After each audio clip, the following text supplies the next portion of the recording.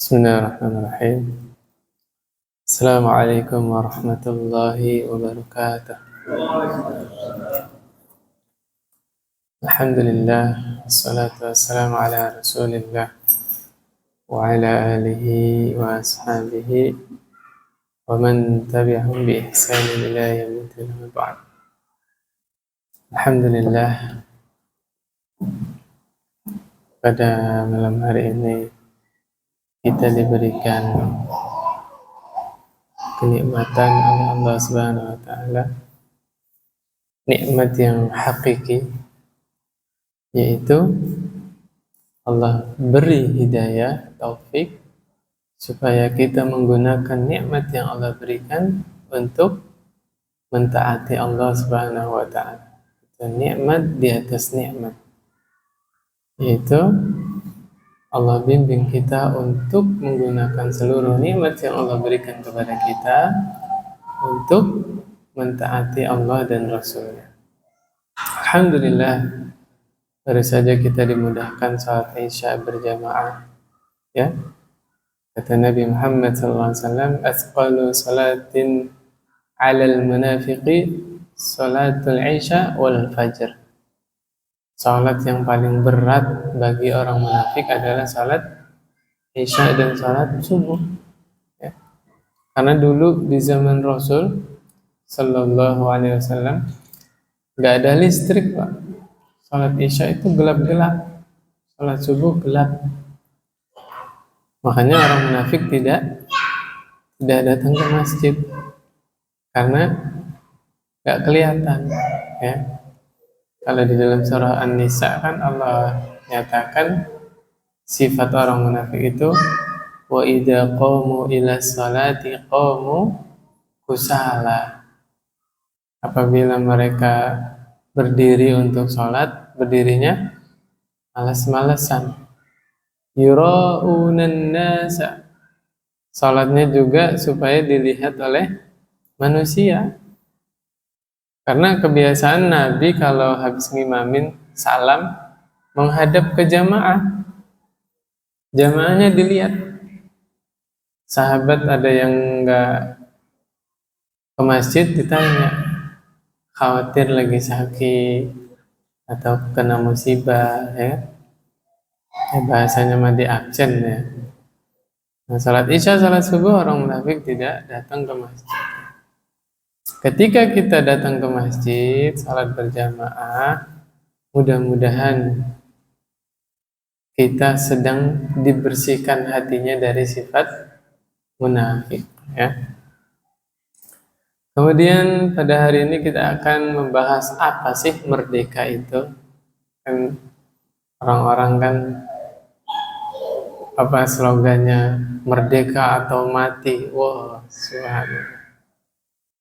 Kalau di bahasa Arab, aish karimah au mut syahidan. Hidup mulia atau mati syahid. Cuma dua dong pilihannya. Kalau hidup mulia, jangan diperbudak oleh dunia, ya. Matinya mati syahid, yaitu demi membela agama Allah Subhanahu wa taala. Jadi hidupnya mulia, matinya juga mulia. Makanya kata Allah, wala tamutunna illa wa antum muslimun. Besok lusa ya. Kalau Jumat nanti insya Allah banyak yang mengingatkan kita. Nah, di sini Syekh Saleh bin Fauzan Al-Fauzan hafizahullah berkata, al-hurriyatu sahihatu hiya ittiba'ul kitabi wa sunnati. Kemerdekaan yang sesungguhnya adalah dengan mengikuti Al-Quran dan As-Sunnah. Saudara, dari situ aja kita udah paham betul. Pahamnya di mana? Orang yang tidak mengikuti Al-Quran dan Sunnah bisa dipastikan dia sedang mengikuti hawa nafsunya. Ya, jadi kemerdekaan itu jangan disalahartikan. Sebagian orang menyalahartikan kemerdekaan, yang dimaksud merdeka adalah bebas, hidup bebas tanpa aturan. Pada hakikatnya orang yang hidup bebas, yang nggak mau diatur, nggak mau menjaga auratnya, nggak mau menegakkan sholat, nggak mau bakti sama orang tua, mereka sedang diperbudak oleh hawa nafsunya. Surah Al-Jasiyah ayat berapa? 23. Al-Jasiyah ayat 23. Kata Allah Subhanahu wa taala, "Afara'aita man ittakhadha ilahahu hawahu?" Pernahkah engkau melihat orang yang menjadikan hawa nafsunya sebagai Tuhannya? Tuh.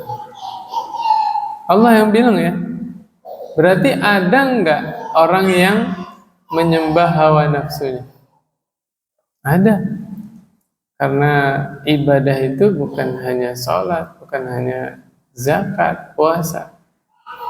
Ibadah juga ada bentuknya ittiba. Ittiba itu apa? Mengikuti. Siapa yang dia ikuti? Tuntunan Allah dan Rasulnya kah? Atau dia mengikuti hawa nafsunya? Makanya ketika Rasulullah SAW bersabda, Ta'isa abdul dinar, ta'isa abdul dirham, ya, abdul khatifah, abdul khamisah, ya, kata Rasulullah SAW, celakalah hamba dinar dirham. Dinar dirham itu apa? Alat tukar dulu di zaman Rasul, ya, uang. Berarti bisa di Indonesia diterjemahnya hamba rupiah misalnya, ya. Hamba gamis pakaian. Hamba apa? Hordeng, ya. Salah satu makna qatifah itu kalau nggak salah hordeng atau kain tebal, kain halus, ya. Bagaimana mereka itu? Kata Nabi, kalau diberi mereka ridho, senang. Kalau dikasih uang seneng nggak, Pak? Seneng kan? Gajian seneng nggak, Pak?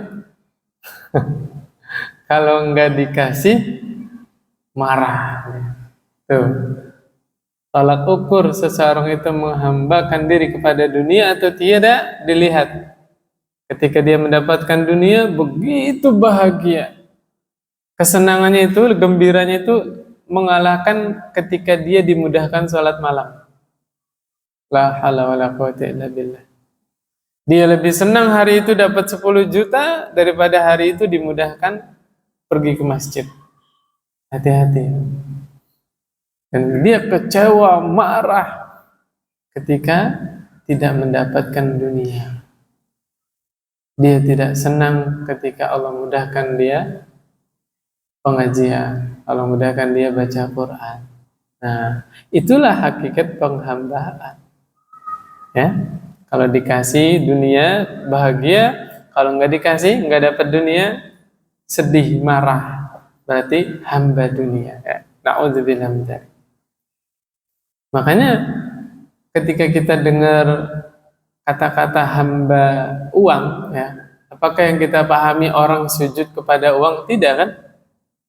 Yang kita pahami adalah orang ini menghabiskan seluruh waktunya untuk mengumpulkan uang, mengumpulkan harta. Ingat nggak Allah mencela humazatil lumazah?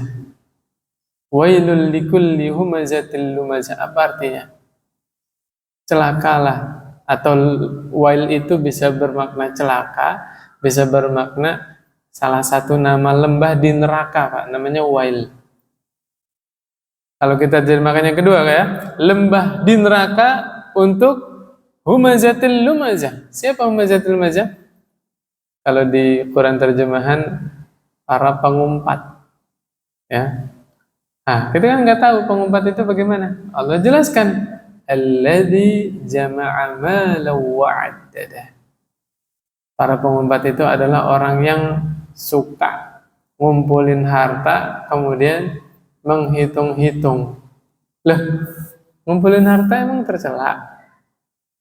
Hah? Menghitung-hitung harta apa emang tercela? Bapak suka ngitung harta nggak? Sering, Pak? Cek saldo. Khawatir berkurang kan? Cek saldo lagi, cek saldo lagi. Allahu Akbar. Nah itu saya dapat keterangan di Riyadhus Shalihin ya. Di antara makna jawal artinya adalah al-jama'ul manu', yaitu orang yang serakah lagi yang pelit. Jadi alladzi jama'a malahu wa 'addada, orang yang suka ngumpul-ngumpulin harta, maknanya apa? Pelit, pelit salah. Serakah. Ngumpulin harta kan? Wa 'addada, suka ngitung-ngitung apa maksudnya apa? Pelit. Ya. Dia mampu bantu saudaranya, tidak dia bantu. Na'udzubillah min dzalik. Kalau kita nggak bisa bantu saudara, memang nggak ada, ya qadarullah. Innamal a'malu binniyat. Insyaallah sudah dapat niat baiknya. Nah, orang pelit itu ada tapi nggak mau bantu ya. La ilaha illallah. Jadi kembali lagi ke perkataan yang pertama, kemerdekaan yang sesungguhnya adalah dengan mengikuti Al-Quran dan Sunnah, ya, Al-Quran dan hadis. Karena Al-Quran dan hadis itu justru keduanya lah yang memerdekakan akal, memerdekakan hamba dari kekangan hawa nafsunya. Ya, anal abid minal ahwa wa minal syahawat wa minal afkar wa minal ara ad-dallatu wasyadzah. Ya, karena Al-Quran dan Sunnah memerdekakan pelakunya, ya, memerdekakan orangnya dari menghambakan diri kepada hawa nafsu yang menyesatkan, pemikiran-pemikiran yang menyesatkan, yang menyimpang. Dan dengan mengikuti Al-Quran dan Sunnah, kita terbebas dari penghambaan terhadap makhluk. Ya, percaya sama jimat, takut sama pohon besar. Takut nggak, Pak? Ya kalau rubuh takut, Pak, ya. Tapi yang dimaksud di sini adalah kankernya itu loh, ya. Oh, rumah yang lama nggak ditempatin, itu belum merdeka berarti, Pak. Sebagai contoh, Pak, ini pertanyaan yang mendasar sebenarnya. Siapa yang memberi rezeki kita, Pak? Allah Subhanahu wa Ta'ala. Ya, kita yakini Allah yang membagikan rezeki. Kita sudah bahas hadis arba'in nomor 4 semester pertama, Pak, ya. Ini masih semester 1 ya. Ingat gak? Ketika seorang hamba Allah ciptakan di dalam janin, usia janin 4 bulan, Allah tiupkan ruh. Kemudian Allah tetapkan 4 perkara. Bikatsbi rizqihi wa ajalihi wa amalihi wa syaqiyyun aw sa'idun. Allah tetapkan rizkinya, Pak. Amalnya, apa aja yang dia lakukan selama di dunia. Bahkan ajalnya, bayinya belum lahir, sudah Allah jadwalkan kapan dia wafat, Pak. Subhanallah. Nah, semua yang terjadi di alam semesta ini tidak ada yang keluar dari takdir Allah Subhanahu wa Ta'ala. Yang terakhir, nih bayi hidupnya sengsara atau bahagia, Allah yang nentuin. Yang kita bahas yang pertama, Pak, rizki. Maka seorang mukmin punya keyakinan kita tidak akan mati sebelum jatah rizki kita habis. Demi Allah, Allah yang membagi rizki untuk kita. Bahkan kita sebelum lahir, kita masih di alam rahim, sudah Allah kasih rizki. Subhanallah. Maka ketika keyakinan ini belok, kita kerja di sebuah instansi tertentu, ya, perusahaan. Sebagian orang takut dipecat, Pak. Sebagian orang takut keluar dari perusahaan itu. Kenapa? Karena sudah bergantung kepada makhluk. Tanpa dia sadari, Pak. Dia punya keyakinan rezeki saya dari kantor ini, rezeki saya dari perusahaan ini. Akhirnya ketika atasannya memberikan keputusan apapun, bahkan melanggar syariat, dia sami'na wa ata'na. berarti dia belum merdeka. Orang yang merdeka gimana? Dia nggak takut.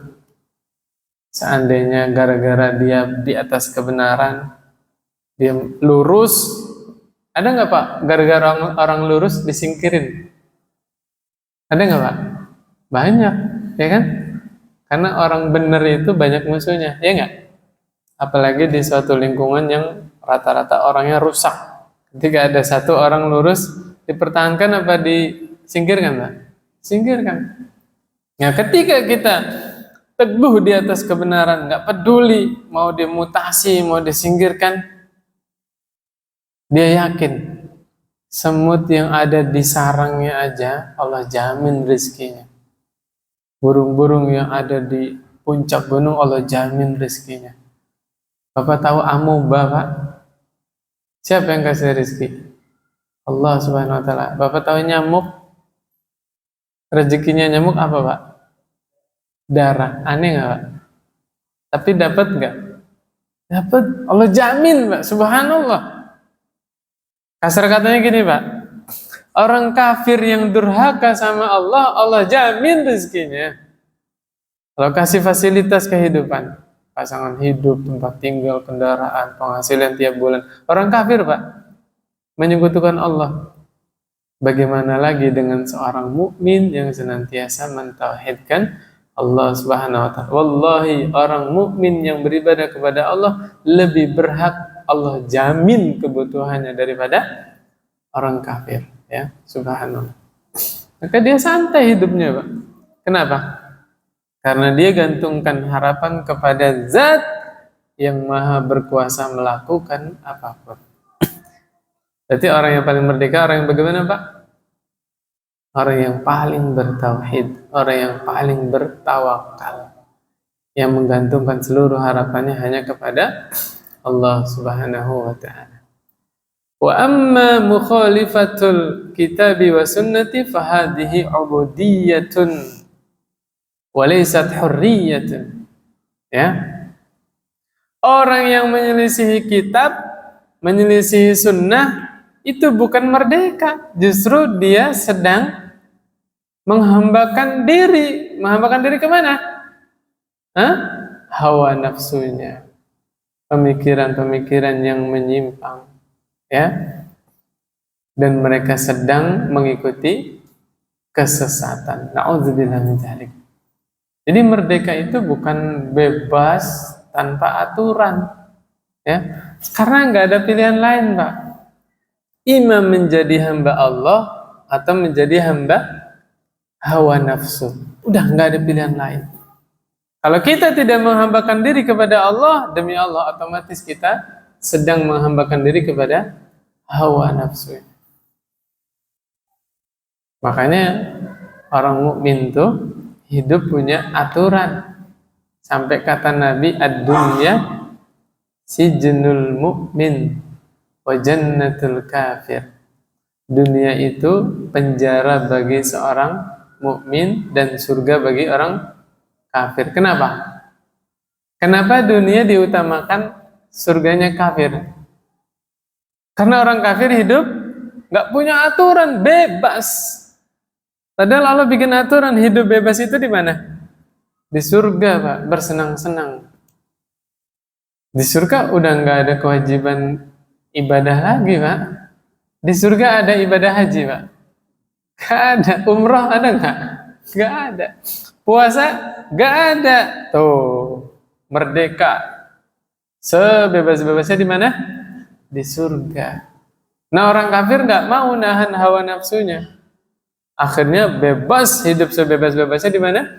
Di dunia. Nggak punya aturan.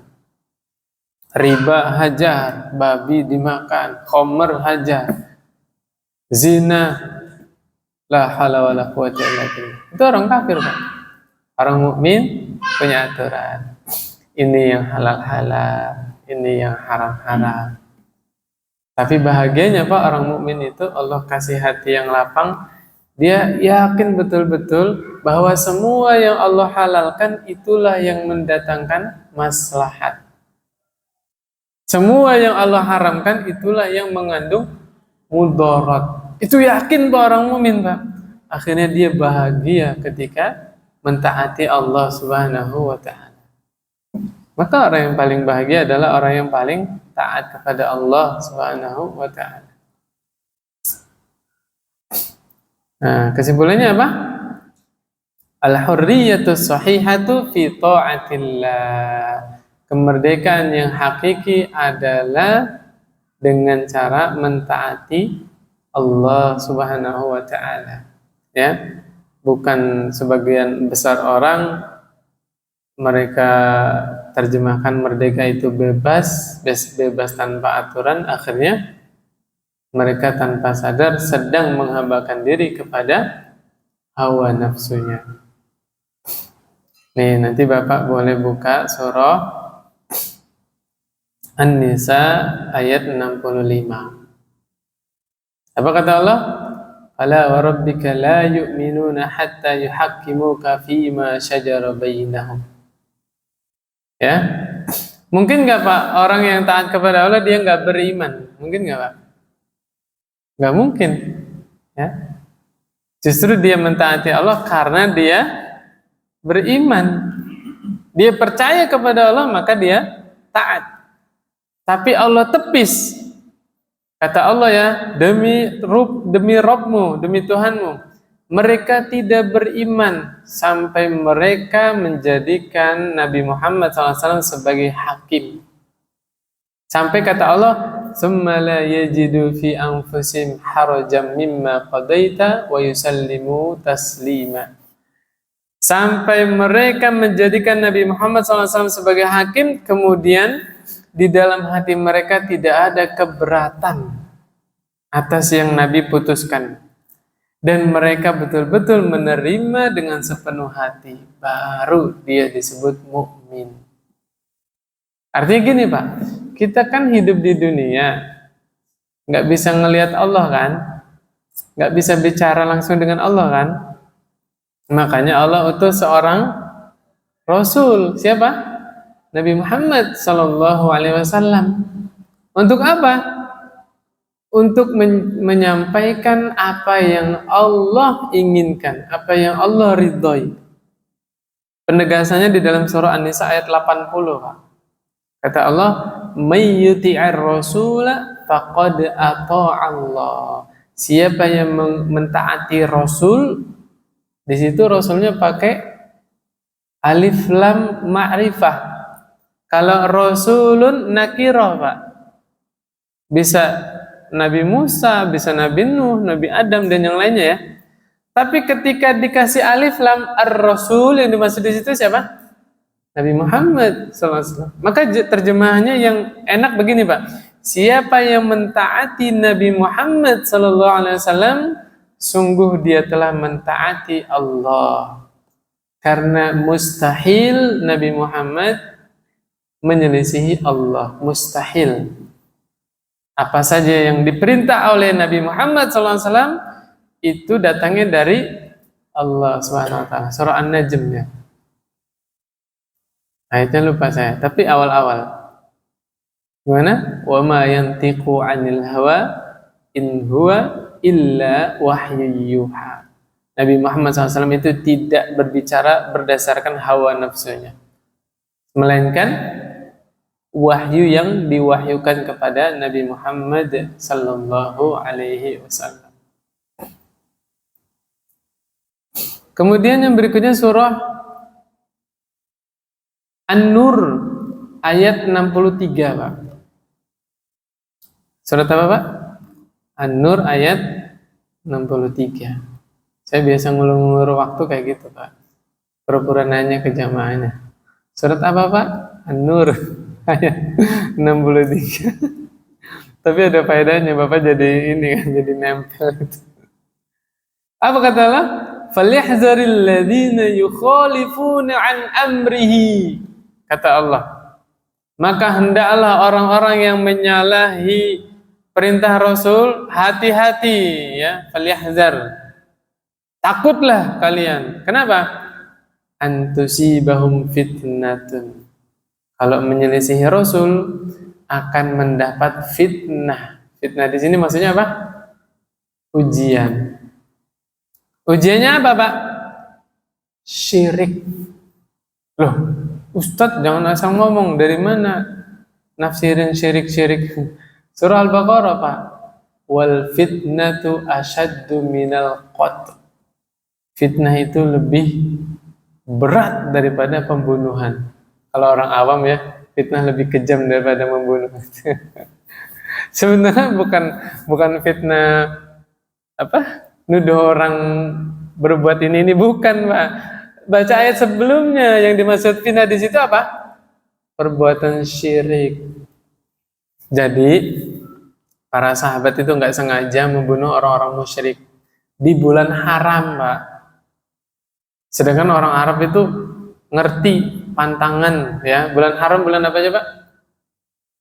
Dzulqa'dah, Dzulhijjah, Muharram, sama Rajab. Nah, waktu itu ada sahabat yang membunuh orang musyrik di bulan haram, merasa bersalah, dosa besar.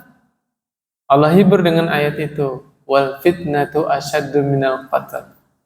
Dan perbuatan syirik itu dosanya lebih besar daripada membunuh. Maksudnya orang musyrik ini melakukan dosa yang lebih besar daripada sahabat yang membunuh gitu.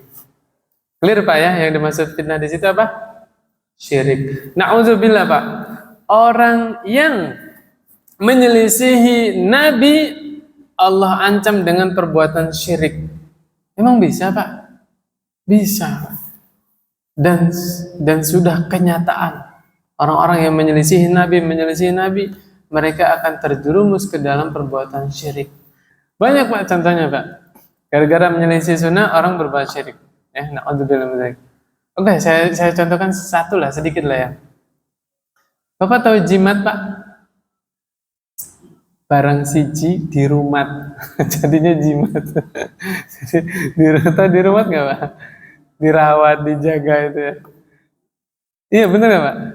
Sebagian orang kan punya keris lah ya. Oh, kalau bulan Suro itu dikeluarin tuh, dimandiin, Pak. Kerisnya itu, Masya Allah. Anaknya emang nggak dimandiin, kerisnya dimandiin, Masya Allah. Luar biasa ya. Coba, Pak, keadaan orang yang pakai jimat gimana, Pak? Hatinya bergantung kepada jimat itu. Kalau keluar jimatnya ketinggalan gimana, Pak? Takut dia, Pak. Balik lagi, Pak. Tapi kita tanpa sadar HP ini mirip jimat juga, Pak, ya. Pergi, HP nggak kebawa, pulang lagi tuh. Enggak ya, kalau HP memang ada kebutuhannya. Kita apa-apa sekarang kan lewat media, Pak, ya, Masya Allah. Ada orang nggak bisa nyari ma'isyah kalau nggak punya HP, bener nggak, Pak? Ada ya. Dan sudah jadi keumuman, subhanallah. Nah, lihat, ketika menyelisihi Nabi kan melarang pakai jimat kan, kemudian dia pakai jimat. Akhirnya dia bergantung kepada jimat. Jimat itu makhluk bukan, Pak? Makhluk. Bergantung pada makhluk, syirik bukan, Pak? Nah, itu salah satunya. Ya, salah satunya. Salah satu bukti ayat ini. Siapa yang menyelisihi Nabi, pasti Allah timpakan fitnah, ujian. Imam Ahmad rahimahullah, ini jadi saya tadi bilang fitnah itu adalah syirik, itu saya bawakan tafsirannya Imam Ahmad rahimahullah, bukan otak saya sendiri, Pak, ya. Au yusibahum adzabun alim, atau Allah akan timpakan kepada mereka azab yang pedih bagi orang yang menyelisihi Nabi, subhanallah. Orang-orang terdahulu, Pak, ulama tabi'in itu sangat takut menyelisihi Nabi. Contohnya, Pak, kalau saya nggak lupa namanya ya, Pak, ya, Muhammad ibnu Musayyab. Ketika sholat subuh, sebelum sholat subuh ada apa, Pak? Qobliyah subuh. Nah, di sebelahnya Muhammad ibnu Musayyab ada orang yang sholat sunnah qobliyah subuhnya lebih dari 2 rakaat, Pak. Salam, bangun lagi. Ya kan, Bapak yang udah haji, udah umroh pasti tahu. Qomat di Madinah itu berapa menit, Pak? Lama kan? 15 menit, 20 menit ya. Dari hotel itu kita baru bangun, masih sempat ke sana. Ya, padahal jauh hotelnya, jalan kaki. Nah, itu mungkin orang itu sudah ada di situ ya, sebelum azan. Jadi wah ini jarak dari azan sama qomat jauh nih. Sholat lagi dia Pak. Salam, bangun lagi sholat, salam, bangun lagi sholat. Ditegur sama Muhammad ibn Musayyab bahwa sholat qabliyah subuh hanya berapa? 2 rakaat. Dia jawabnya apa? Wahai Abu Abdillah, kalau nggak salah kunyahnya Muhammad bin Musayyab Abu Abdillah. Apakah aku akan diazab sama Allah gara-gara aku sholat? Pinter Pak ya? Mungkin nggak manusia diazab gara-gara sholat? Justru diazab kalau nggak sholat gitu kan? Muhammad ibnu Musayyab cerdas juga Pak. Anda diazab sama Allah bukan karena sholat Anda, tapi karena Anda menyelisihi sunnah Rasulullah Sallallahu Alaihi Wasallam. Pinteran mana? Ayo, ulama dilawan. Jadi dia salahnya bukan sholatnya, apanya Pak? Menyelisihi sunnahnya, ya. Kalau orang tidak akan diazab gara-gara sholat, gara-gara sujud, gara-gara ruku, udah aja sholat subuhnya 5 rakaat. Berani gak Pak? Ayo, nggak berani kan? Nah itulah cerdasnya para ulama. Ya subhanallah. Jadi ketaatan itu adalah apa yang diperintah Rasul kerjain, jangan ditambah, jangan dikurang, jangan dirubah. Tuh ada 3 Pak. Jangan ditambah, jangan dikurang, jangan dirubah. Kalau ditambah tadi sholat subuh yang 2 jadinya 5. Secara akal ya, kalau menurut akal ya, bukankah lebih baik Pak 5 rakaat? Lebih banyak rukunya, lebih banyak al-fatihahnya, lebih banyak, iya nggak Pak? Kalau menurut akal, berarti dia sedang menuhankan akal. Mudeng Pak ya? Tapi tidak begitu beragama. Beragama itu mencontoh bagaimana Nabi mengajarkan. Juga tidak dikurang Pak. Ya, nggak boleh dikurang. Sholat maghrib, wah kan ada sunnahnya nih. Kalau lagi safar boleh dikosor. Saya kosor lah. Maghrib dikosor Pak. Jadi berapa? 1,5. Allah Akbar. Maghrib berapa rakaat? 3 kan? Dia kosor jadi 1,5. Bisa nggak Pak? Nggak bisa, ya.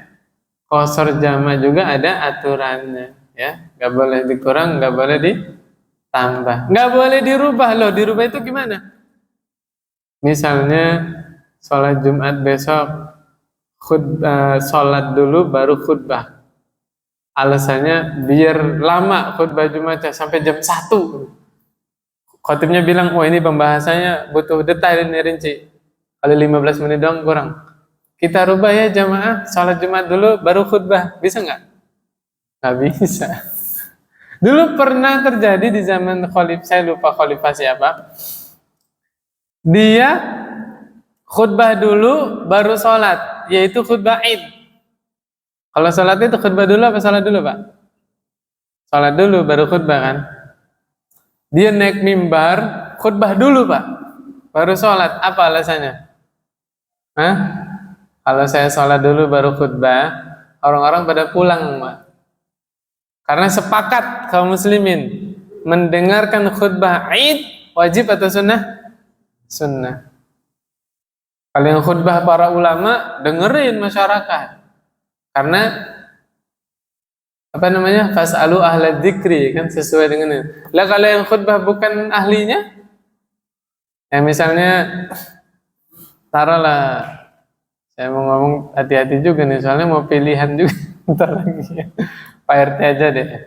Pak RT ini nggak pernah mondok pesantren, nggak pernah belajar agama, tiba-tiba khutbah Id. ngawur yang dia omongin, bukannya bahas Idul Fitri atau Idul Adha, malah dibahas apa? Dibahas ya lingkungan yang ramah, jangan buang sampah sembarangan. Jadi nggak sesuai kan? Nah, khalifah ketika itu dia takut kalau sholat dulu baru khutbah, saya khawatir masyarakat akan pulang. Akhirnya dia rubah, Pak. Alhamdulillah ketika itu masih banyak ulama diingkari sama para ulama. Gitu Pak ya. Jadi intinya ibadah itu adalah untuk dengan cara mentaati, bukan menyelisihi. Menyelisihi itu bagaimana? Bisa menambah, bisa mengurang atau merubah ya. Na'udzubillah min dzalik. Kemudian, nah ini satu lagi Pak. Seluruh aliran di dalam Islam. Islam punya berapa aliran Pak? Banyak ya. Semuanya menisbatkan mengikuti Al-Quran dan Sunnah, betul nggak? Semua aliran-aliran di dalam Islam itu punya dalil semuanya. Dalil dari mana? Dari Al-Quran, dari Sunnah. Terus mana yang kita ikuti? Nah, nanti Bapak simak An-Nisa ayat 15. Diulangi lagi Pak ya. Surat apa Pak? An-Nisa ayat 115. Saya yang salah ya. 115 bukan ayat 15. 115. Ini jawabannya Pak. Kalau Bapak bertanya-tanya, semua kelompok Islam mengatasnamakan Al-Quran dan Sunnah. Ada kajian juga di sebelah sana. Oh, lagi Agustus. Ada lomba. Oh, ya. Jadi gimana nih? Kita yang ngalah pelan-pelan atau gimana? Tapi ini suara nggak kedengeran keluar kan Pak? Enggak kan? Di dalam doang kan? Berarti teriak-teriak juga nggak ganggu ya? Oh ya udah. Kita kadang-kadang bertanya, Ustadz begini ya Quran hadis juga ya kan? Ustadz rata-rata Quran hadis. Semua aliran di dalam Islam Al-Quran Sunnah ya kan? Terus mana yang benar? Mana yang harus kita ikuti? Jawabannya di sini Pak. Surah An-Nisa ayat 115. Kata Allah Subhanahu wa taala, "Wa may yushaqiqir rasula min ba'di ma tabayyana lahul huda." Siapa yang menentang Rasul, menyelisih Rasul setelah jelas kebenaran. Nabi sudah jelaskan nih kebenaran Islam. Malah nyelisihi Nabi. Ada lanjutannya, Pak. Wa yattabi' ghaira sabilil mu'minin, dan mengikuti jalan selain jalannya orang-orang mukmin. Kita bahas bahasa lagi Pak, bahasa Arab. Mukminin, kalau nakiroh nggak ada alif lamnya, seluruh orang mukmin. Tapi ketika disebut al-mukminin, ya ada alif lamnya kan, berarti mukminin tertentu itu Pak. Yang dimaksud siapa? Orang-orang mukmin yang hidup di zaman Rasul. Klop nggak Pak? Siapa mereka? Para sahabat. Nih ayatnya jelas. Siapa yang mengikuti? Waduh, mati nih laptopnya. Wa may yushaqiqir rasula min ba'di ma tabayyana lahul huda wa yattabi' ghaira sabilil mu'minina nuwallihi ma tawalla wa nuslihi jahannam. Benar enggak, Pak? Untung saya agak ingat yang mati laptopnya ini, Pak. Siapa yang menyelisihi atau menentang Nabi Muhammad SAW, kemudian mengikuti jalan selain jalannya orang-orang mukmin. Orang-orang mukmin di situ siapa yang dimaksud, Pak? Para sahabat. Sebentar, Pak. Insya Allah ada filenya di sini. Untung jaga-jaga ada di HP. Nah ini. Kata Allah Subhanahu wa taala, "Nuwallihi ma tawalla wa nuslihi jahannam wa sa'at masira." Maka akan kami palingkan, maksudnya apa? Akan kami biarkan mereka di dalam kesesatan. Karena mereka sendiri yang nggak mengikuti sahabat. Salah satu kelompok yang nggak mau mengikuti sahabat siapa Pak? Orang Khawarij. Orang Khawarij itu Pak, sahabat masih hidup aja nggak mau belajar kepada sahabat. Orang Khawarij. Luar biasa Pak karakternya. Nabi sebutkan orang-orang Khawarij itu apa namanya? Kantung mata ini Pak ya? Hitam Pak. Gara-gara apa? Sering begadang sholat malam. Jidatnya ini Pak, di dalam riwayat dijelaskan seperti lutut kambing, hitam. Kemudian di sininya nih ada kayak aliran sungai Pak. Gara-gara apa Pak? Sering menangis. Iya, sampai hitam Pak. Subhanallah, saking seringnya nangis itu bekas air mata mengalir. Badannya kurus. Gara-gara apa Pak? Sering puasa. Tapi kata Nabi apa? Kilabun nar, anjing-anjing neraka. Gara-gara apa? Menyelisihi jalannya sahabat. Orang Khawarij, Pak, Ali bin Abi Thalib dikafirkan. Coba bayangin, Pak. Ali bin Abi Thalib dikafirkan. Bagaimana presiden-presiden yang di bawah Ali? Paham maksud saya, Pak ya? Sekelas Ali bin Abi Thalib dikafirkan sama orang-orang Khawarij. Gara-gara Ali bin Abi Thalib memutus Amr ibn As untuk menjadi hakim supaya mendamaikan perselisihan antara Ali dengan Muawiyah. Gak terima orang Khawarij. Hukum itu milik Allah, gak boleh diputuskan orang. Amr ibn As kan orang kan, Pak? Nah, mereka dalih ke situ. Ali bin Abi Thalib dikafirkan oleh orang-orang Khawarij.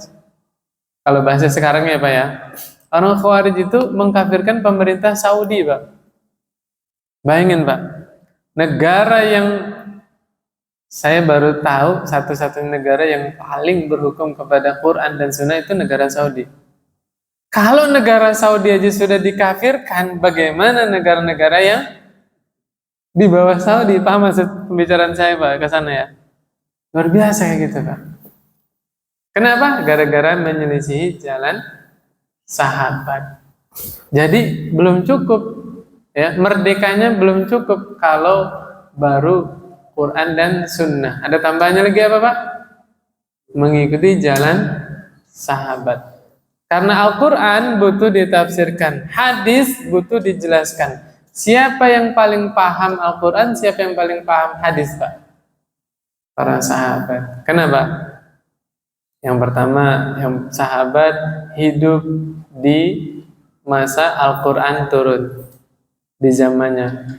Kemudian sahabat berguru langsung kepada Nabi Muhammad SAW. Sahabat di zaman itu kalau ngelakuin kesalahan, Pak, ditegur sama Allah, Pak. Kalau melakukan kesalahan, kalau nggak salah dibiarin. Salah satu contoh, Bapak tahu azl nggak, Pak? Azl itu, ini nggak ada anak kecil, Pak ya? Nggak ada ya. Azl itu mengeluarkan air mani bukan di rahim istrinya, ya. Bahasanya keluar di luar dah. Insya Allah paham, Pak ya? Ya. Ada sahabat yang berbicara, kami dulu azal sedangkan wahyu turun. Paham nggak maksudnya, Pak? Allah tidak tegur, berarti boleh tidak? Boleh. Didukung lagi ada riwayat seorang sahabat laporan kepada Nabi, ya Rasulullah, saya ingin berhubungan badan dengan budak wanita saya, tapi saya nggak mau punya anak dari dia. Maksudnya tadi, ya bahasanya keluar di luar. Nabi membolehkan. Nah, ini salah satu dalil bolehnya KB dengan niat menjarangkan keturunan supaya anak yang pertama terpenuhi kebutuhannya, kasih sayangnya, perhatiannya.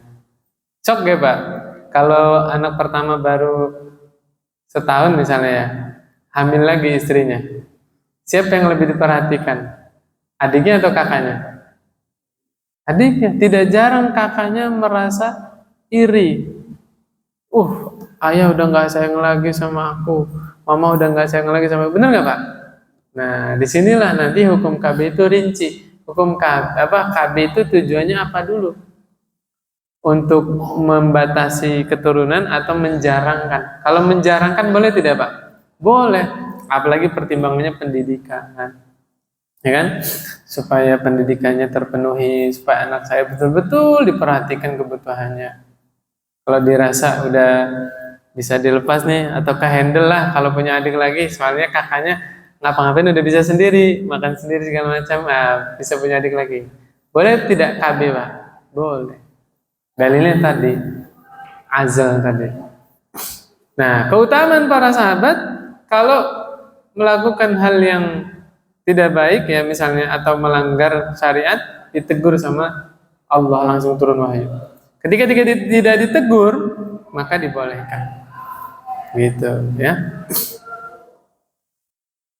Kemudian Nabi Muhammad SAW merekomendasikan umat Islam.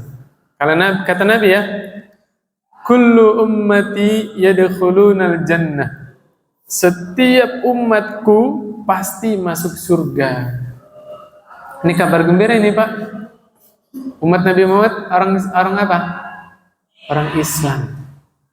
Kata Nabi, setiap orang Islam pasti masuk surga. Ada lanjutannya, Pak ya? Illa man aba, kecuali yang enggan, yang nggak mau masuk surga. Loh, sahabat heran. Ya Rasulullah, man ya'ba? Ya Rasulullah sallallahu alaihi wasallam, emang ada yang nggak mau masuk surga?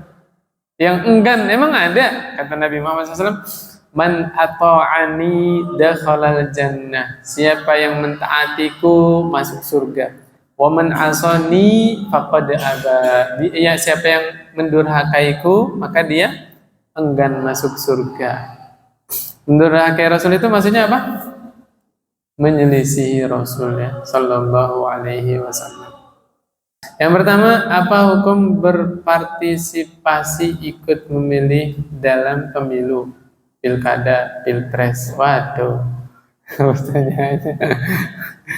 Saya jawab dulu salamnya ya. Waalaikumsalam warahmatullahi wabarakatuh. Hukumnya apa, Pak? Hukum asalnya pemilu demokrasi itu, kita bicara kebenaran dulu, Pak ya. Sebenarnya bukan berasal dari Islam. Ya.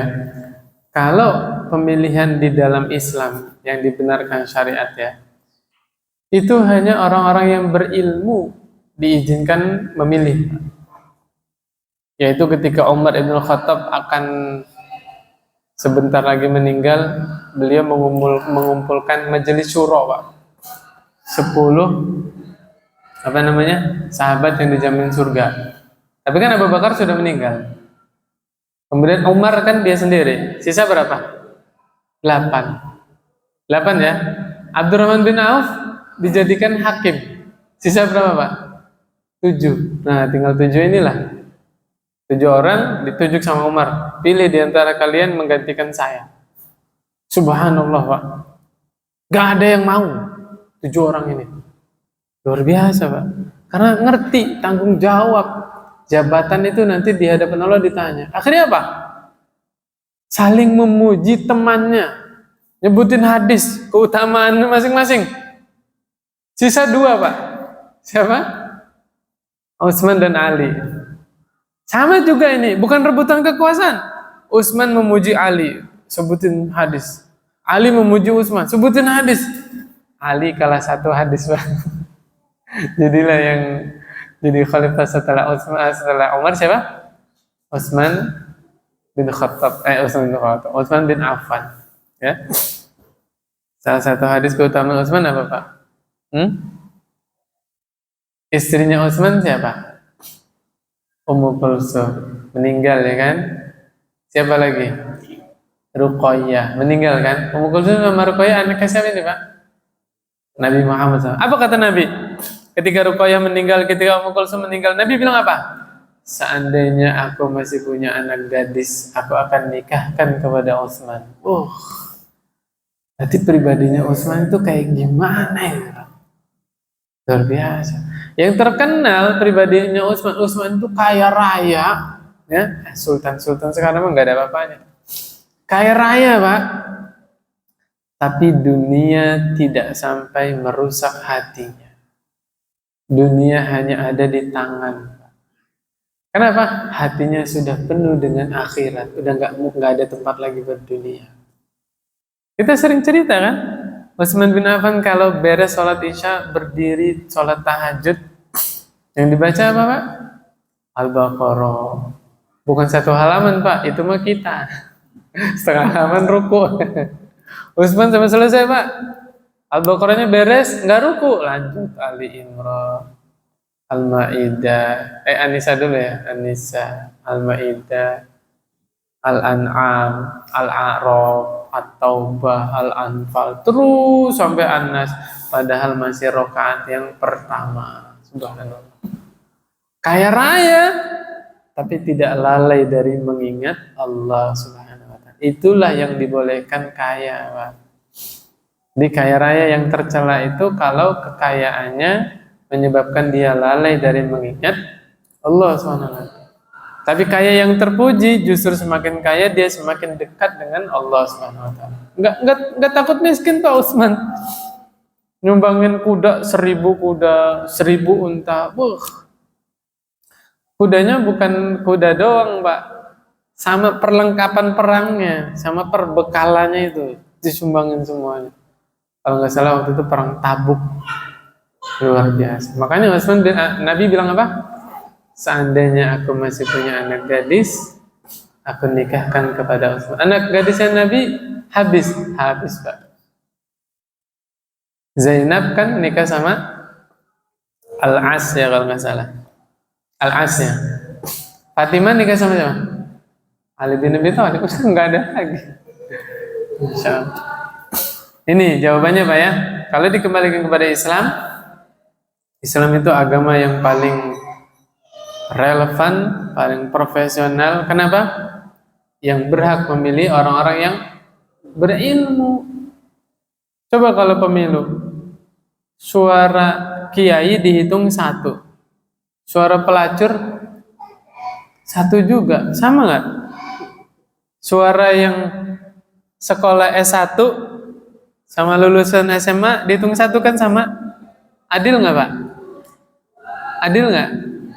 Nah, apa gunanya? Pendidikan kalau begitu? Iya nggak Pak? Kan pola berpikirnya beda Pak. Orang yang lulusan SMP doang sama yang udah S3 sama nggak cara berpikirnya? Nah, keliru Pak. Ini kalau bicara hukum asalnya Pak ya. Jadi sebenarnya pemilih itu bukan berasal dari Islam. Tapi yang namanya hidup kan nggak semuanya lurus. Kadang-kadang kita hidup di suatu lingkungan atau daerah yang belum bisa menerapkan syariat Islam secara 100%, ya kan? Lalu bagaimana cara menyikapinya? Disitulah kita belajar kaidah-kaidah fikih. Nanti ada kaidah gini Pak. Apabila berbenturan 2 darurat, maka pilih yang lebih ringan. Iya. 2 daruratnya apa Pak? Misalnya calonnya satunya kafir, satunya Muslim. Ya, calonnya ada 2 aja nih Pak. Ini kita gambaran Pak ya. Ada pemilu presiden, calon presidennya satunya kafir, satunya Muslim misalnya. Ya, kita nggak bicarain siapa-siapa Pak ya. Satu sisi ikut pemilu bukan berasal dari Islam, ya kan? Kalau bahasa vulgarnya sunnahnya Yahudi, itu kan ini banget ya Pak. Tapi sisi lain kalau kita nggak ikut, dipimpin sama pemimpin kafir, mudarat nggak Pak? Nah, dua-duanya mudarat kan? Pilih yang lebih ringan. Kita memperkecil kemungkinan pemimpin kafir terpilih. Nah, maka kaum muslimin semuanya dianjurkan ikut, biar yang kepilih pemimpin Muslim. Paham tidak Pak maksudnya? Nah, misalnya ada pemimpin lagi, dua-duanya Muslim, tapi yang satu bagus, yang satu netral lah ya, bagus, pemimpinannya bagus, yang satu tidak berpihak kepada Islam. Misalnya pemimpin ini mainnya sama orang-orang yang suka bubarin kajian misalnya. Nah ini nggak apa-apa, kita ikut untuk meminimalisir terpilihnya pemimpin yang kurang baik. Insya Allah ketangkep nggak Pak? Nah jadi gitu Pak ya. Kalau hukum asalnya ya bukan berasal dari Islam, tapi kalau ada maslahatnya kita ikut, bismillah Pak. Ya itu kan kita udah berusaha ya. Nggak tahu di atasnya bagaimana nanti permainan bagaimana, kita nggak tahu. Tapi ingat, setiap yang kita lakukan ada hisabnya, ada pertanggungjawaban di hadapan Allah. Jangan kira gara-gara kita dapat apa tuh black kampanye ya, benar nggak Pak? kasih uang gitu kan. Jangan kira nggak dihisap loh Pak. Kita nerima uang kan 100-200 ribu, kemudian nyoblos. Orang yang ini sakit Pak, orang yang dicoblos. Itu gambar orang yang ngasih uang ke kita itu ya, nyoblos. Dihisap Pak. Gara-gara kita ikut mendukung pemimpin yang nggak benar misalnya, bikin kebijakan-kebijakan yang merugikan kaum muslimin, ada hisapnya Pak di hadapan Allah. Nggak ringan lah Pak. Apalagi ini menyangkut kemaslahatan orang banyak. Maka bentar lagi pilihan.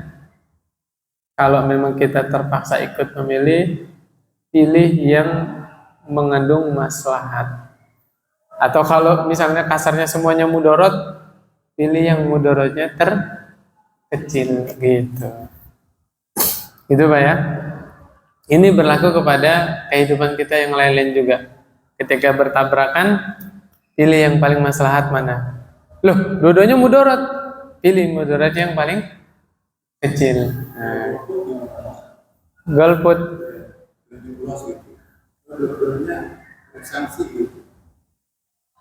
Tadi lihat calonnya Pak. Kalau calonnya satunya muslim, satunya kafir, sayang kalau golput. Iya nggak Pak? Sayang. Tapi kalau dua-duanya muslim, dua-duanya baik, itu mah bebas Pak. Nggak ikut juga nggak apa-apa. Ya, misal. Pemilih, misal ini mah, saya mau itu takutnya. Ada dua ustadz, dua-duanya jadi calon presiden. Nah, misalnya, dua-duanya ustadz ini bagus semua, akhlaknya bagus, nggak ada masalah. Calonnya ustadz dua-duanya ya. Ustadz A, ustadz B. Itu golput, nggak ikut pemilih juga nggak apa-apa Pak. Nggak masalah kan? Yang mana aja kepilih, itu nggak masalah. Gitu Pak ya. Tapi yang jadi masalah itu ketika pilihannya itu bermasalah ini Pak. Nah itu tidak disarankan golput. Ya. Meminimalisir mudorot, bahasanya gitu Pak. Meminimalisir mudorot. Yang kedua, jika orang-orang yang baik tidak ikut memilih calon pemimpin yang baik, bagaimana jika orang yang jahat yang terpilih? Itu tadi sudah dijelasin Pak. Tapi ya kalau kita kaitannya dengan tatanan kehidupan ya, kan semua itu sudah jadi sunnatullah, benar nggak Pak? Sunnatullahnya gini Pak, singa pasti dipimpin juga oleh singa, ya nggak Pak? Tikus dipimpin juga sama tikus. Nggak mungkin tikus memimpin singa, betul kan? Nah, kalau bahasa Ustadz Riyad Bajri ya begini. Pemimpin itu adalah cerminan bagaimana masyarakatnya. Kalau kita ingin punya pemimpin yang bertakwa, jadilah masyarakat yang bertakwa. Kenapa di zaman Rasul pemimpinnya Nabi Muhammad SAW, masyarakatnya kelasnya Abu Bakar, Umar, Utsman, ya nggak? Pemimpinnya luar biasa. Di zaman Abu Bakar juga masyarakatnya Umar, benar nggak? Di zaman Umar masyarakatnya Utsman, bagus-bagus kan? Nah, bahasanya gini Pak, pemimpin itu adalah cerminan masyarakatnya. Kalau kita ingin punya pemimpin yang adil, jadilah kita masyarakat yang adil. Kita pengen punya pemimpin yang jujur, jadilah kita masyarakat yang jujur, dan seterusnya. Kalau pepatah Arab, al-jaza min jinsil amal, balasan itu sesuai dengan perbuatan. Nah, ini kita bicara iman Pak ya, bicara konsekuensi. Allah tidak tidur. La ta'khudhuhu sinatu wala naum. Nah, sering kita baca itu ayat kursi. Ini enggak dihayati enggak ketika kita baca? Allah tidak tidur, Allah tidak ngantuk. Maksudnya apa? Allah melihat apa yang diperbuat hambanya. Allah balas. Hamba-hamba yang baik pasti dapat kebaikan. Masyarakat yang baik Allah jadikan pemimpin yang baik. Nah, itu pasti itu diyakini Pak. Nangis kepada Allah. Ya Allah, kami sudah berusaha jadi orang baik. Maka jadikanlah pemimpin kami orang yang baik. Gimana doanya Pak? Rabbana hab lana min azwajina wa dzurriyyatina qurrata a'yun waj'alna lil muttaqina imama. Masyarakatnya bertakwa, pemimpinnya juga bertakwa insyaallah. Itu. Karena gini Pak, kasar katanya Pak. Kita ingin menegakkan syariat Islam di suatu negara. Jujur deh Pak, sanggup nggak Bapak? Saya juga nggak sanggup merubah tatanan negara Pak ya. Apalagi dalam sekejap satu hari semuanya syariat Islam. Nggak bisa kan Pak? Maka kita langsung belajar ke dasarnya Pak. Dasarnya gimana? Nah, negara itu kan terbentuk dari apa Pak? Kumpulan bangsa-bangsa kan? Ada bangsa Sunda, bangsa Jawa, bangsa ini. Bangsa itu terbentuk dari apa Pak? Masyarakat. Masyarakat itu terbentuk dari apa Pak? Keluarga-keluarga. Makanya kata Allah, "Qu anfusakum wa ahlikum nar." Jagalah diri kalian dan keluarga kalian dari neraka. Berarti akarnya di mana? Keluarga, Pak. Seandainya setiap orang kompak, saya ingin menerapkan syariat Islam pada diri saya pribadi dan keluarga saya. Coba Pak, bayangin nggak Pak? Semua keluarga kompak semuanya bertakwa satu negara. Mudah menerapkan syariat Islam di suatu negara. Jadi kuncinya di mana Pak? Keluarga. Ayo kita bentuk keluarga-keluarga yang bertakwa. Niscaya Allah akan mengutus pemimpin juga yang bertakwa. Gitu. Kemudian berikutnya disunahkan melihat dan menggerakkan telunjuk ketika tahiyat awal atau tahiyat akhir. Pertanyaannya, dimulai dari bacaan yang mana dan sampai bacaan apa ketika melihat dan menggerakkan telunjuk kita, apakah sampai akhir atau sampai berdoa? Oke. Saya lebih condong ke pendapat yang isyarah. Jadi di apa namanya? Di dalam fikih itu ada khilaf kalangan ulama ya. Ketika tasyahud itu apakah isyarah doang? Isyarah itu begini aja, Pak. Isyarat ya, bahasa Arabnya isyarah. Ini gini. Atau menggerak-gerakkan. Gitu loh, Pak.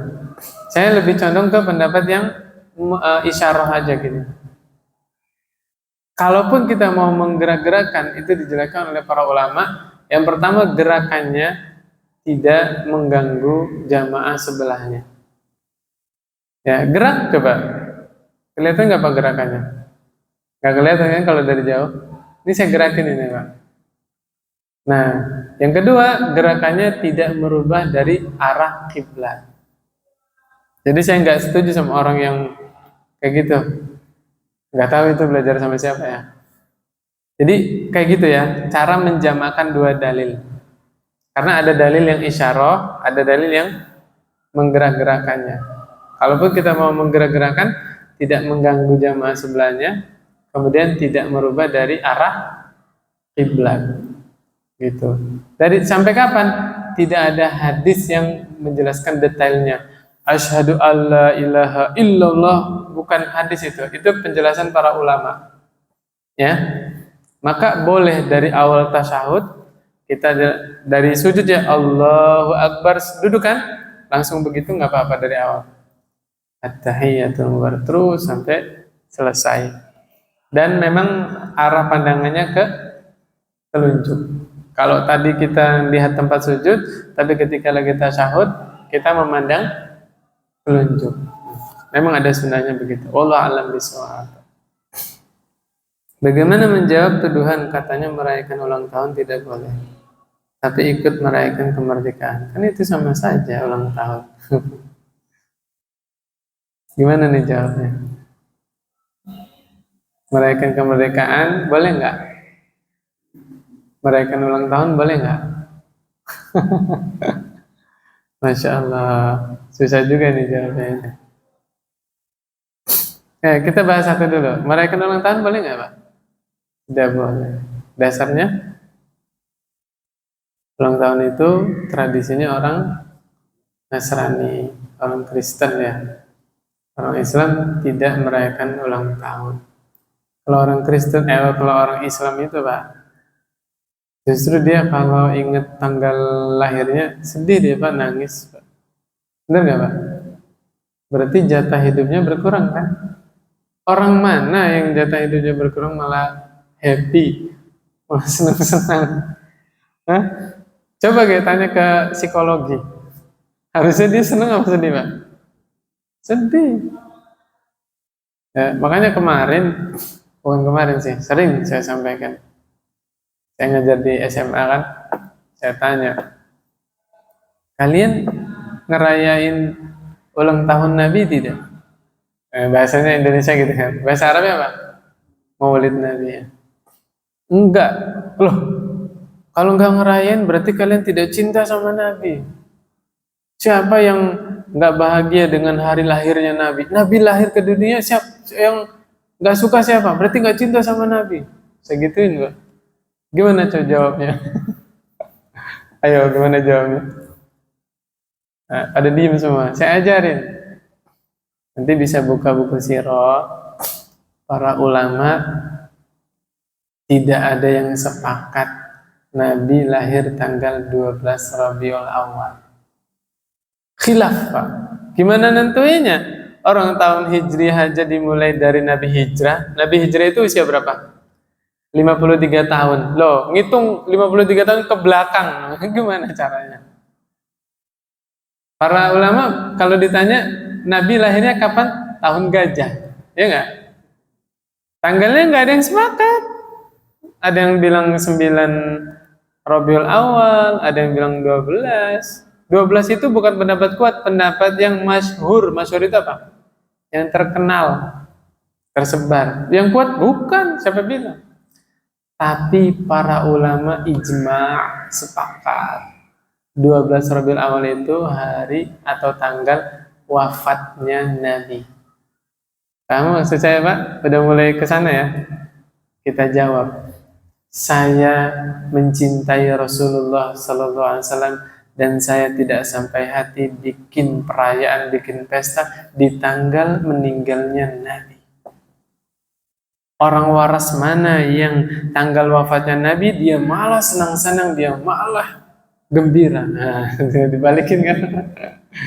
Jawabnya gitu Pak.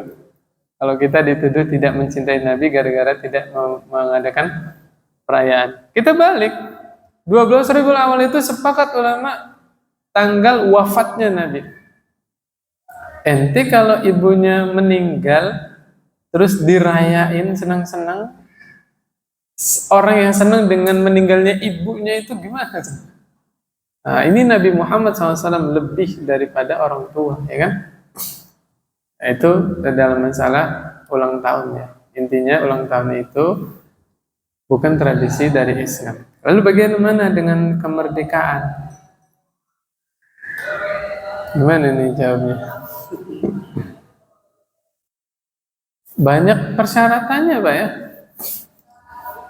Kalaupun dibolehkan merayakannya, bisa nggak bersih dari kemungkaran?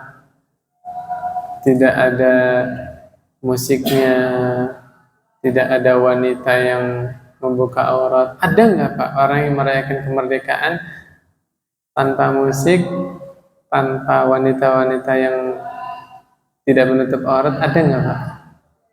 Hah? Jadi ketawa Bapaknya.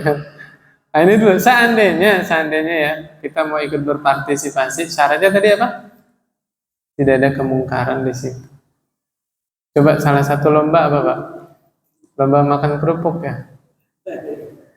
Coba Pak. Yang pertama, Islam mengajarkan makan pakai tangan kanan. Ini makan langsung pakai mulut. Oke. Ya kalau mau digali sedetail mungkin Pak ya. Terus Islam mengajarkan makan sambil duduk. Kan ketawa Pak. Lomba makan kerupuk di sini sambil duduk nggak Pak? Sambil duduk. Pakai tangan kanan Pak, berdiri. Susah mau gimana ini caranya gitu kan Pak? Kalaupun mau merayakan, ya mungkin kalau upacara, silakan upacara bendera Pak ya. Upacara bendera Boleh nggak upacara bendera? Boleh, silakan. Cuman yang mungkar kita nggak bisa setuju, ya kan? Kita nggak bisa tidak mengingkari kemungkaran. Kan di Indonesia ini setiap orang bebas berpendapat, ya nggak Pak? Kalian yang menyatakan musik halal, monggo silakan. Kita juga punya pendapat sendiri, ya nggak Pak? Nah, kita adu argumen secara ilmiah, gitu. Kita juga tidak memaksakan pendapat. Yang ustadz-ustadz bilang musik halal, silakan. Tapi ingat ada hisab di hadapan Allah nanti. Iya nggak Pak? Kita yang punya pendapat musik haram, ya kita juga nanti tanggung jawab di hadapan Allah, gitu. Jadi jangan saling memaksakan kehendak. Gitu. Ya, kalau misalnya saya nggak hadir di 17-an gara-gara ada organ tunggal, dangdutan, ada biduan di situ, iya harusnya toleransi dong, bener nggak Pak? Saya juga nggak ngelarang warga, di rumah aja nggak usah itu, kan silakan. Cuman saya nggak habis pikir, istri mana yang tidak cemburu kalau suaminya joget nonton biduan, nah itu aja. Bener nggak Pak? Istri mana yang tidak cemburu? Apalagi suaminya sampai nyawer, nyawer itu salah juga kan? Suaminya diizinin nih nonton. Pas suaminya nyawer, dijewer sama istrinya, suruh pulang. Kenapa nggak dari awal? Bener nggak Pak? Iya nggak? Diizinin nonton. Allah Akbar. Intinya ke situ lah ya. Jawabannya jadi silakan merayakan kalau tidak ada kemungkaran-kemungkaran. Mungkin hanya sekedar apa? Upacara gitu, menghadiri upacara. Monggo silakan. Demikian Allah alam bisawab. Gitu. Cukup Pak? Cukup Pak ya. Jadi kesimpulannya apa? Orang yang paling merdeka adalah orang yang mentauhidkan Allah Subhanahu wa taala. Kemerdekaan yang hakiki adalah kita terbebas dari penghambaan terhadap selain Allah. Seseorang yang terbebas dari penghambaan terhadap dunia, penghambaan terhadap hawa nafsu, ya ada tradisi yang menyelisihi syariat dan seterusnya. Jadi orang yang benar-benar merdeka adalah orang-orang yang benar-benar taat kepada Allah dan Rasulnya. Tadi tambahan Pak ya, yaitu mencontoh para sahabat Nabi ya radhiyallahu anhu. Kita akhiri dengan doa kafaratul majlis. Subhanakallahumma wa bihamdik asyhadu an la ilaha illa anta astaghfiruka wa atubu ilaik. Assalamualaikum warahmatullahi wabarakatuh.